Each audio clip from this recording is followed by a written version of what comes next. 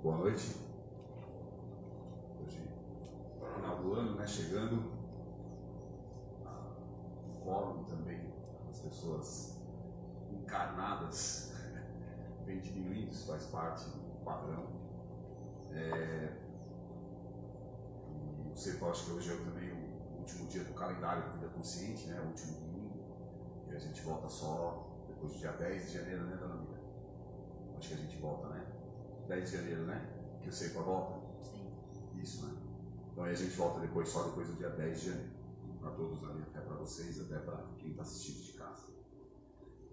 Hoje a gente vai falar um pouco da vida consciente em si e como que a gente consegue entender certas coisas que acontecem com a nossa vida.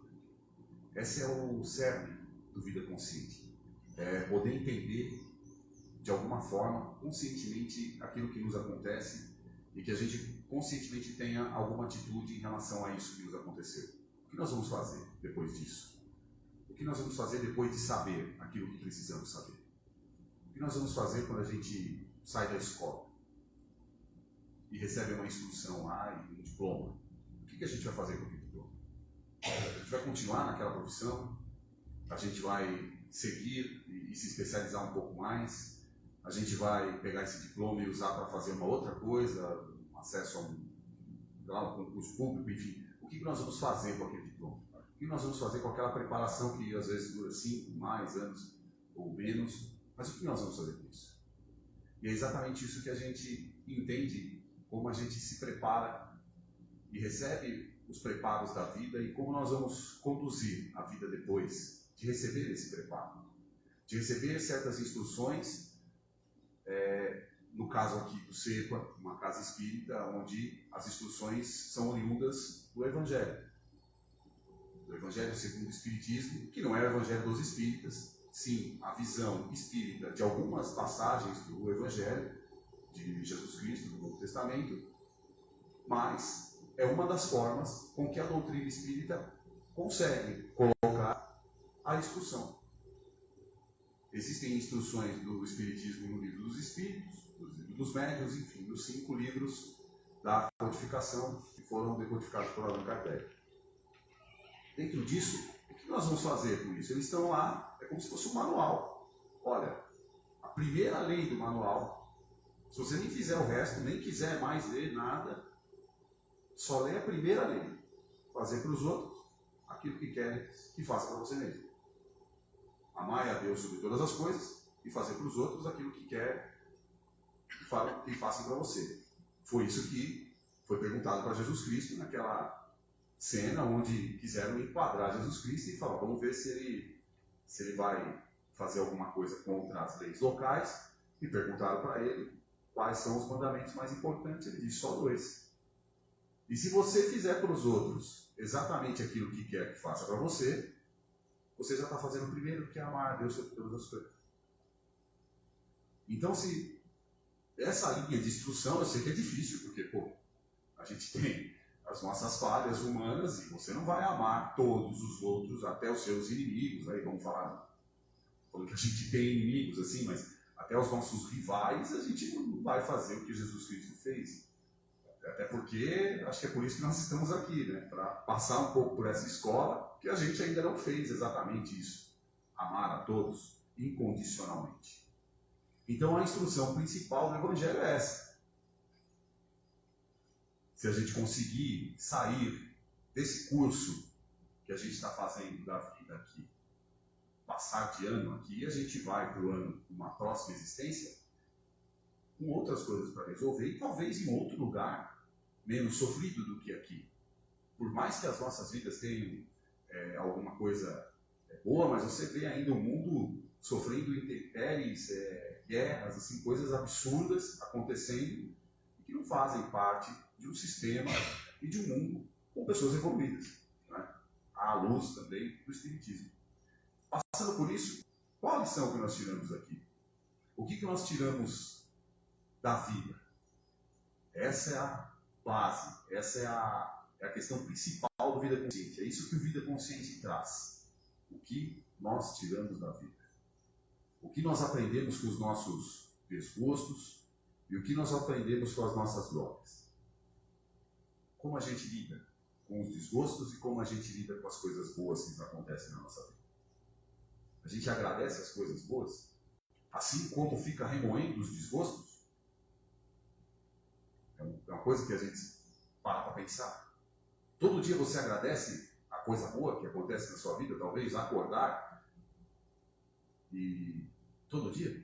Ou se você acordar com dor de cabeça, que dor de cabeça que eu acordei, meu Deus do céu, estou ferrado. Meu dia vai ser uma droga. Mas você acordou. Mas você só está com uma dor de cabeça. Que muito provavelmente tenha sido por uma questão física, ou sei lá, dormir de mau jeito, enfim.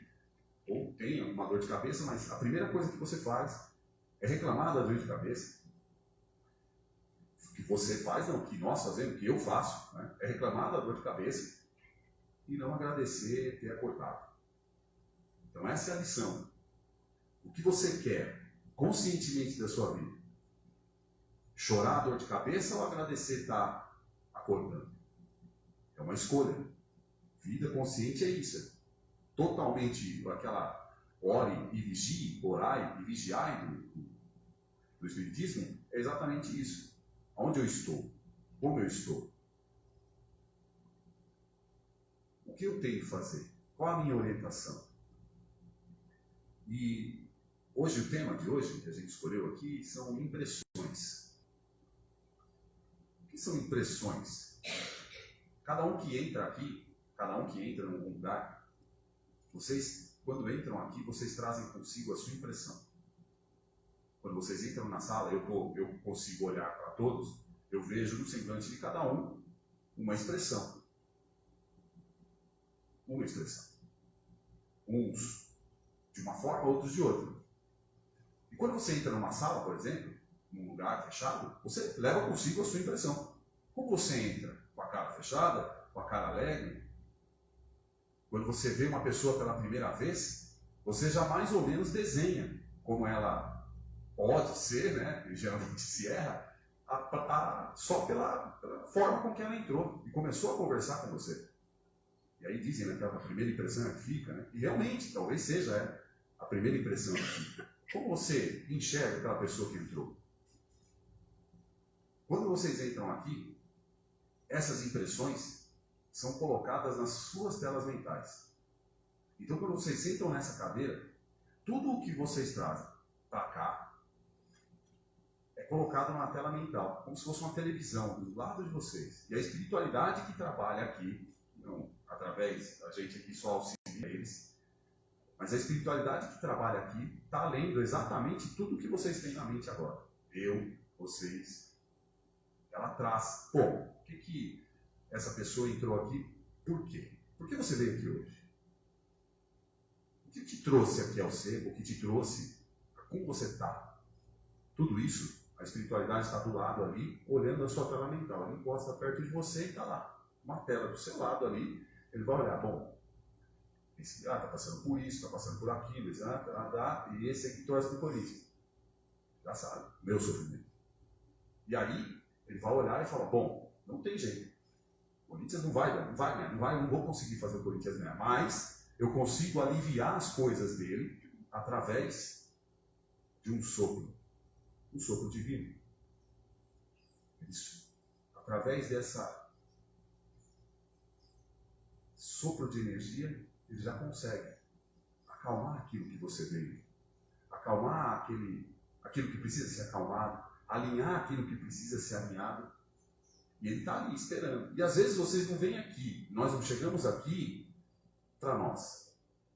Às vezes a gente chega aqui pensando em outra pessoa.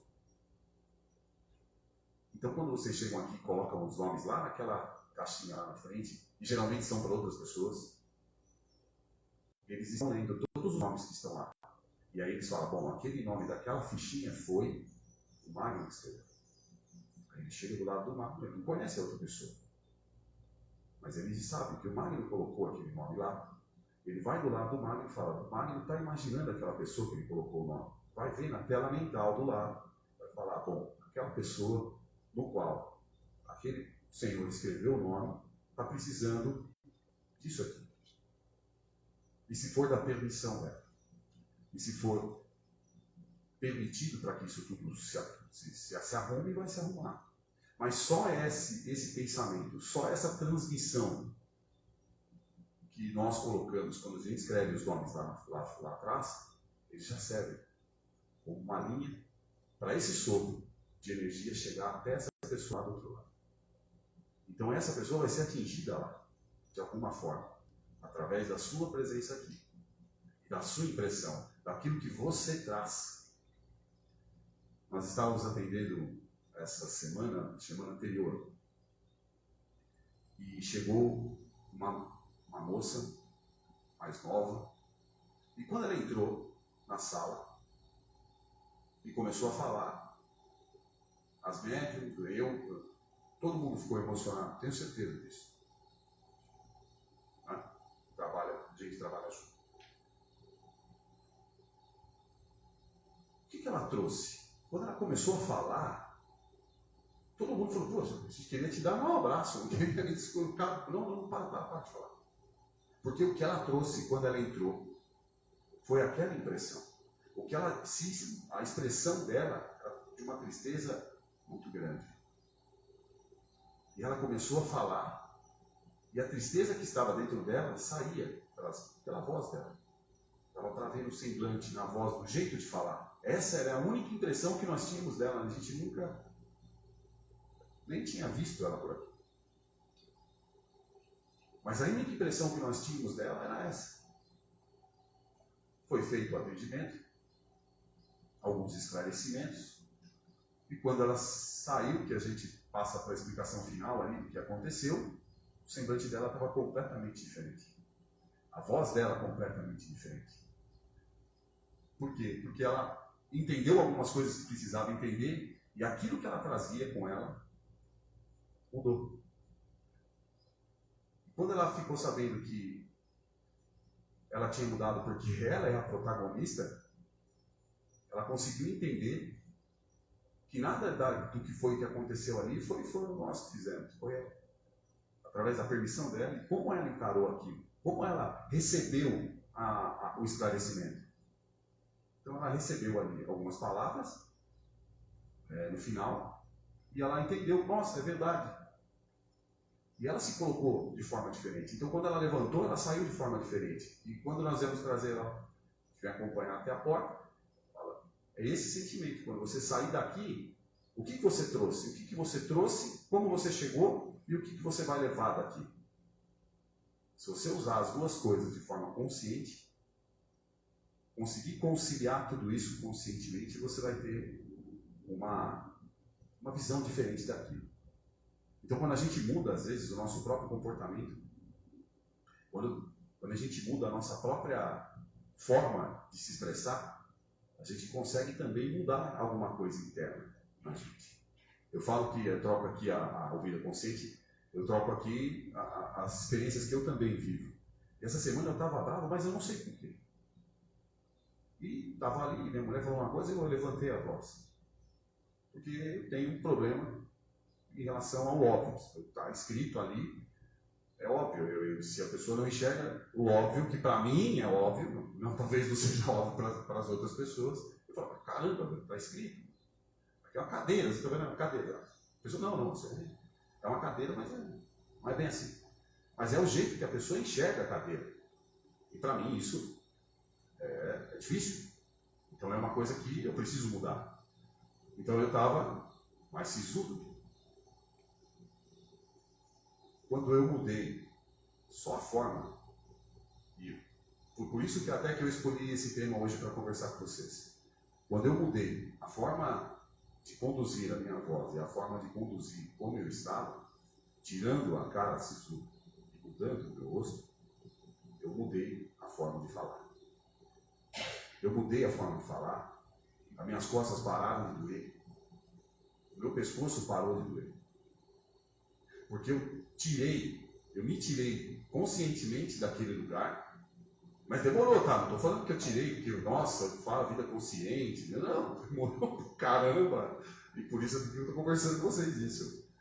Mas pô, caramba, né? Vida consciente. Eu conscientemente me coloquei em outro lugar. E a minha impressão, a impressão que eu passava para as pessoas, acabou mudando. E a impressão que eu passo para as pessoas, muitas vezes nem é tão importante. A impressão que nós passamos para os outros nem sempre é tão importante. Mas o que a gente passa para nós mesmos?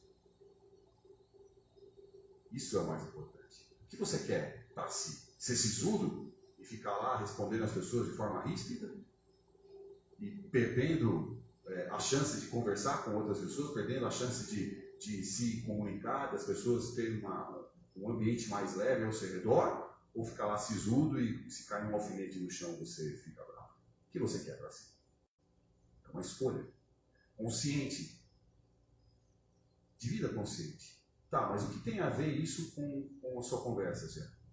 Vamos falar do nosso trabalho aqui na Casa Espírita. Pode ser que tenha realmente uma personalidade minha ser acionada naquele momento. E pode ser que essa personalidade minha que não gosta de pessoas que não veem o óbvio, que é só para mim, o óbvio meu, né? Que não veem o meu óbvio, que não enxerga como eu enxergo a vida. Aciona essa personalidade. E ela toma conta daquilo que eu sou hoje. Mas eu sou a personalidade encarnada, não ela. Se tiver algum irmão comigo em casa, comigo, caminhando comigo, querendo que eu brigue com as outras pessoas, é exatamente isso que ele está conseguindo. Ó, rapaz, briga com as outras pessoas, ele fica lá, briga. Briga. É exatamente isso que eu estou falando. Porém, conscientemente, quando você se coloca de uma outra forma, aquela influência, se houver, obviamente, uma influência de algum outro irmão, já não entra para você. Tem no livro Os Mensageiros, do André Luiz, né? Psicografado por Chico Xavier. Tem um irmão que trabalhava numa casa espírita, uma história do irmão que trabalhava numa casa espírita. E ele tinha algumas coisas que ele fazia por fora da vida dele lá, enfim, que não eram tão louváveis. Então esse irmão sempre era cercado de outros irmãos vampirizadores ali, que nem queriam tanto fazer o mal para ele, mas se compraziam dos lugares que ele frequentava, das coisas que ele fazia, das coisas que ele passava, enfim, na vida. Então esses irmãos viviam em companhia dele. Porém, ele saía ele trabalhava com a mãe dele, com a irmã no centro, se despediu delas, foi para casa. Chegou em casa os irmãos lá, e o André Luiz conta a história que estava acompanhando ele. E via esses irmãos vampirizadores do lado dele, assim como a faixa vibratória deles é diferente, eles não conseguiam ver André Luiz e a equipe espiritual que estava ali do lado. E ele foi acompanhando esse irmão até a casa dele. Quando chegou na casa dele, esses irmãos não conseguiram entrar. Pararam na porta. E ele não entendia por quê, mas ele falou que como se tivesse uma barreira.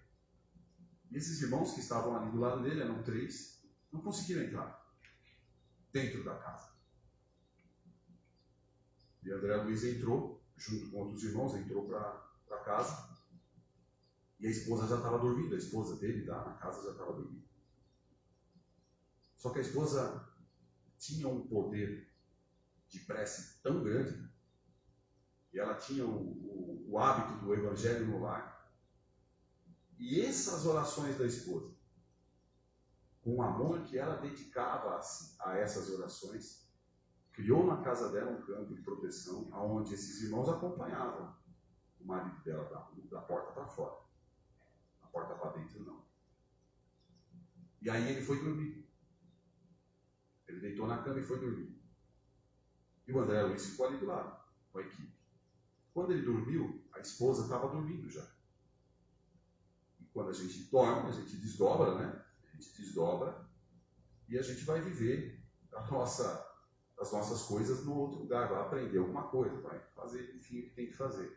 E em desdobramento, ela sentou ele no colo, fazia orações para ele dormir.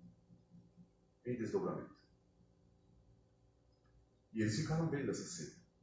E aí essa irmã viu André Luiz e a equipe e começaram a conversar. E ela falou, ela tem uma missão do lado dele. Ela não é esposa dele por acaso. Eles combinaram isso lá na proposta encarnatória deles. E ela tinha que ficar do lado dele, mesmo que ele a fizesse de alguma forma triste em algumas coisas. Mas que ela tinha fé e esperança que ele ia de alguma forma mudar. E ela fazia isso com tanto amor, na missão que lhe foi cumprida, que isso se irradiava. E a casa se protegia em função daquilo que ela fazia. E depois, mais para frente, ele não conta a história, como termina, mas a mensagem que ele queria passar é essa. Qual é essa impressão? O que ele trouxe para dentro de casa? O que nós levamos para dentro da nossa casa quando a gente sai daqui? O que nós vamos levar? E às vezes as coisas que a gente escuta aqui não servem para nós. Ah, não, hoje impressões não serviu para mim. Não.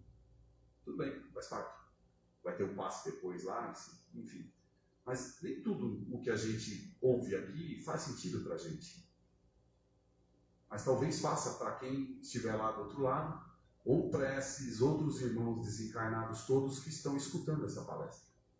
Porque talvez eles, onde estão escutando essas palavras que são ditas através de mim. Porque esse tema eu pesquisei, fiz algumas coisas, mas eu tive hoje de manhã.